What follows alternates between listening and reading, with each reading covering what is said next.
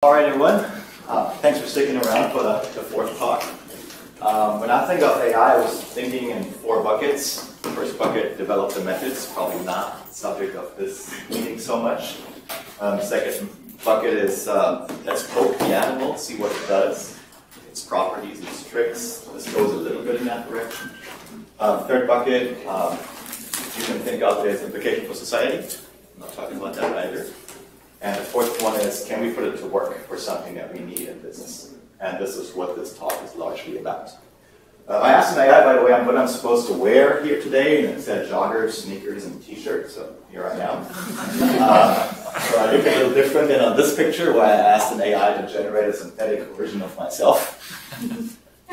So, synthetic experts, two things I want to address. Number one, can we surrogate or substitute human expertise with a generative AI? And the second question is, can we scale that and set it free of third-party constraints? So spoiler alert, the answer is yes and yes. And I'll show you exactly how I did that in this project. This project kind of merges two types of generative AI with something that's very common in business, also in research, that is classification. So identifying a construct of interest, classifying something here in text today. Vast amount of text that we want to extract and find. Classification is something that we see a lot today. It's paramount in business. Organizations need that technology to sift through tons of information rapidly and fast. To find things in news articles, in emails, in user-generated content, reports, laws and regulations, etc., etc. And classification models can actually swiftly identify those conflicts of interest. One of the most common one I keep on running across in marketing papers is sentiment analysis, which works as an independent variable in some models. Sometimes we also try to predict it and explain it. Opinions, arguments, types of rhetoric, product categories, dispositions in legal texts, symptoms, etc. So I'm not really telling you anything new here. Classification models can unlock in insights that can help us in business and marketing as well. The nice thing about them is they kind of extend across functions, sectors, so you can use them everywhere. Now the thing about them is their efficacy, their ability to do what we want them to do largely depends on the data that they're trained on, the examples. If you train a classifier, if you wanted to identify something you're interested in, that largely depends on your training data. So labeled examples. And it's pretty easy for simple constructs. Sentiment or something, you can crowdsource it, or you can get some labels out there, just ask people, Amazon, MTurk, or others. It's a little more problematic for complex constructs, more involved constructs of interest. I'm going to talk about the 4 P's of marketing mix variables today. A little bit more involved. In order to identify more complex conduct, you need expertise, experience, some wisdom, deep understanding. And that's typically not available for like 3 or 5 cents per sentence. At least I don't see anyone raising their hand in here who wants to do that 20,000 times for you. All right, so what can we do? Well, the thing about complex constructs is they can be a little more insightful at times, I feel. So general sentiment of consumers towards a brand is interesting. They like the brand, positive sentiment, maybe even the distribution. However, what exactly are they liking and what might they not be liking? Think of the marketing mix. Are they happy with the product and unhappy with the price? If you have an aggregate measure like we do in many, many papers on sentiment, that's not available. So, can we extract these more complex constructs from text? Yes, we can. What can we do with them? Well, we can use them in downstream tasks, sort information for processing. Think about emails or social media. Your social media team could say, hey, we need to get some alert quickly. We look at all the stream of social media coming in, which ones are negative about a product or about the channel that we're selling it in. We can also use them as VB or IB, and it's pretty useful if you want to answer research questions, test hypotheses, or explain mechanisms. So this can be all many places. So here's the idea. Because experts are scarce and expensive, difficult to get, why don't we just let an AI label our data? So generative AI has a few properties that are very interesting for this. Right? It's easily accessible. We've seen that in almost every talk probably today, or we'll see that in every talk. We just use the API, we can connect to it, and we can get it to give us information. It also represents a vast body of knowledge depicted by this work of art here. It's trained on tons and tons of information, books, articles, the journal articles we publish, and maybe even more that we didn't publish, but we wrote, we put out there. So lots and lots of information, which I believe, I contend that this gives it an advantage because there are a lot of theoretically founded pieces of information or constructs inside that body of knowledge. It's seen a lot of constructs that we all understand and that are very well documented. So I tried it. I let ChatGPT-4 over the API, actually GPT-4 8K, so lots of tokens in there, label some contracts of interest, in this case the 4 P's of marketing and text, and it works really well. That's the good news. The not so good news are some of the limitations associated with doing this approach. One of them is that a lot of these models are largely proprietary. They're pretty expensive, they're pretty slow, access can change anytime, pricing can change, maybe even the capabilities change. There's some research on that. I've seen recently that it was asking the question, is GPT getting dumb? Some things. So there's some constraints here. Slow. You know, if you want to label 1 million texts, identify a concept of interest in 1 million texts, you're going to be sitting there a long time waiting for the model to respond if you use this. And yeah, expensive. My area chair was pretty surprised when I was handing in the first couple of receipts from OpenAI. Surprised, probably a positive word for this, how expensive this can get. So often these large generative AI models are not appropriate for many research tasks and for production environments where things need to scale. So, synthetic experts, what's the idea here? Well, let's think about what we need and what we don't need. For many specific tasks, we actually don't need that vast body of knowledge, that mega mind, that multitasking tool, the bazooka. What we actually need is just a tiny piece from that vast body of knowledge. And that is something that we can use to faithfully identify what we're trying to find, free of third-party constraints, and we can extract that and make it very efficient. And that's what I call a synthetic expert. What it essentially is an approximation of a large generative AI that is specific to a very specific task. And how do you achieve that? Well, it's pretty simple, actually. You let generative AI label lots of text once, and then you take a foundational model, pre-trained model in the context of text analysis, a large language pre-trained model, and you fine-tune it. So you kind of chop off its last head, you replace it with a new head, a classification head, and kind of slightly unfreeze some of the weights and biases. Lots of technical stuff here. Not the interesting part. And then you get something which I just kind of labeled synthetic expert. A small, narrow-minded expert that does something specific very well. So here's the creation process. As an overview, you define concept of interest, you collect examples, you query the AI for the labels, you approximate the AI, and then you classify the data at scale. What I did was I used the marketing variables, product, place, praise, and promotion. Those are not that trivial. They're not mutually exclusive. They're multi-label. It can happen. Multiple of those can pertain to a text. They're also sometimes tough to understand what I found. I asked several colleagues to label the same text, and we came up with slightly different labels. So it's not that easy. The examples I'm using here are tweets that mention major brands, 699 brands in this study, through the Twitter Research API, which doesn't exist in that form anymore. There's lots of other microblogs out there. The data were collected in what I call the pre-Elon era. So before Elon started messing with Twitter in the pre-Elon era. If you ever use that word, please attribute it to me. You might not like it, though. We're in the wrong city for that right now. I also realized I should have given an example of Gap when I walked you. Shame on me, I did. And then I'm going to approximate it by fine-tuning a pre-trained by trained model, Roberta, with this as a multi-label classification task.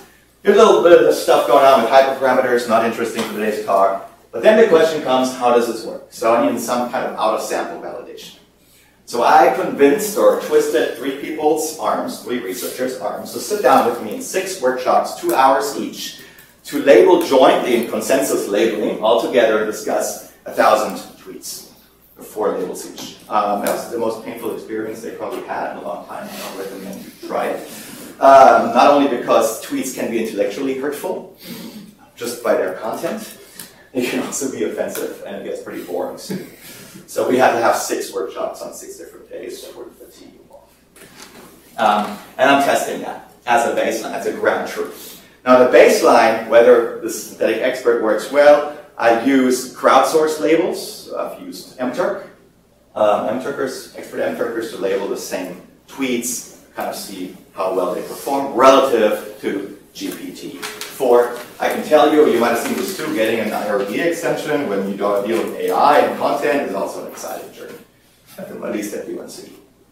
All right, so what do we get? A task-specific synthetic expert. That is an approximation of the large model, highly scalable, fully independent, because now it's yours. So your computer, you can give it to anyone. It's protected, it's frozen, it's not changed. So you have no third-party constraints. Okay, empirical application, concept of interest, marketing mix, data, consumers post on Twitter, mentioning these brands, 2019 to 2021, lots and lots of tweets, validation samples, 1,000 labels, 1,000 tweets from the experts, the amateurs, and chat GPT-4. And then I have a training sample pool of 30,000 tweets, also brand stratified. When you look at this, what is kind of interesting is that, oh, by the way, experts, right, we're all process. So I couldn't put a price tag on this. Didn't want to pay for that anyway. The amateurs, I spent $410. 3 labels, 3 amateurs labeled each tweet across 52 mTurk masters. Took them about a day, and the item agreement for Krippendorf's alpha is actually not that great. There's lots of variance in how they label things. ChatGPT, also 3 runs per tweet. Took about 30 minutes. Krippendorf's alpha 0.7. Now you might say, what? Didn't you forget the temperature parameter? It's supposed to get deterministic as you approach 0. I always set it to 0, but still the labels sometimes vary. Interesting, like a side finding here. So what did I do? Label everything 3 times. I also shuffled the order of the tweets in the labeling process, and actually took the majority vote for each one. And my training sample, same procedure.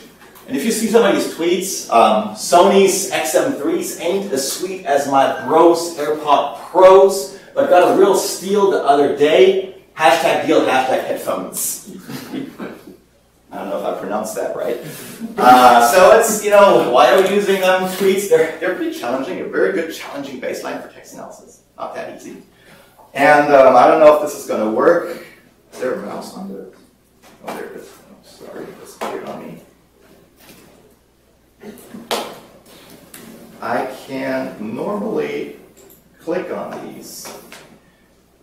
And you can see the classifier trained here is available. And for this particular one, it is telling me that it is largely about price and product, not about place or promotion. And if we had a lot of time available, I could do this many times now. Now I got to find my slides again. Here we go. If you did this for the third one, it's inspiring to see religious leaders speaking up for workers' rights, etc. It'll tell you this does not apply to any of the market variables. All right, so how did it do? 2 types of evaluation metrics, left side, right side. Left side meaning Krippendorf's alpha, this is bootstrapped. Krippendorf's alpha controlling for chance agreement. That's why I use little metrics here. Expert, that's the ground truth, our gold standard. The amateur and ChatGPT. And we see clearly ChatGPT does better. It doesn't also fully agree with the amateurs. And if you're more into the machine learning stuff, then you might want to look at the mean classification metrics here, precision recall, F1 score. Again, we're doing pretty good. This is a very difficult task, actually. So I was positively surprised how well this went. My conclusion was crowdsourced labels are insufficient for complex constructs. That's an issue. And it bars us from using them. ChatGPT seems like a viable surrogate to do this. And I said, okay, so viable surrogate. Now we got this issue. We are fully dependent on OpenAI. We have to go to the interface. It doesn't scale. So let's see what the synthetic expert can do. Synthetic expert, you see in this graph, I'm using different training samples. So I'm actually doing this 40 times, creating 40 experts on a pool of tweets. And I'm kind of seeing how the performance increases. I want to know how many samples do I need for this task and how much variation is there depending on which tweets I happen to use and how I initialize the model. So I'm always randomly sampling n-labeled tweets from a pre-pool, and with different seeds for each n, and I'm plotting the area under the curve, so different probability thresholds here, whether it's a positive label or not, and Krippner alpha. And what I find is that my synthetic expert only performs 3.4% below the original ChatGPT 4. But it's free now. In fact, I'm sharing it. You can just download it. It converges at around 7,500 training samples, and the sample selection, which tweets you use, etc., plays less and less of a role as your sample size gets bigger. So it works pretty nicely. Does it matter? Yes, it does. So here I used a very simple sentiment analysis tool, and I looked at, I kind of sampled over 600,000 tweets stratified by the brands, and I looked at how do the distributions of sentiment vary between, if I split them up by P. And you can see promotion is shifted more positive, price more negative, no surprise there probably. You see a more narrow distribution for place and product a little wider. If you look at how much they deviate within each brand, so I see the standard deviation of the mean within each brand and plot these out. On average, 0.18. There's significant differences there, and there's also quite a range, quite a differences how far the range from the lowest to the highest. What does that mean for the individual brands? Well, strengths and weaknesses can differ across marketing mix. So if you look at these three categories, apparel, snacks, and airlines, you can tell, first of all, I'm pretty old, given the fashion brands. Second of all, I got some serious nutritional issues, and I'm a cheap flyer. But that's actually not the message of the brand, but I thought maybe it would wake some people up. As you can see that for Abercrombie and Fitch and Polo Ralph Lauren, they have the overall almost the same sentiment in our sample. However, while one has its biggest weakness on price, the other one has it on place, and Calvin Klein, by the way, on the product, but really great on the price.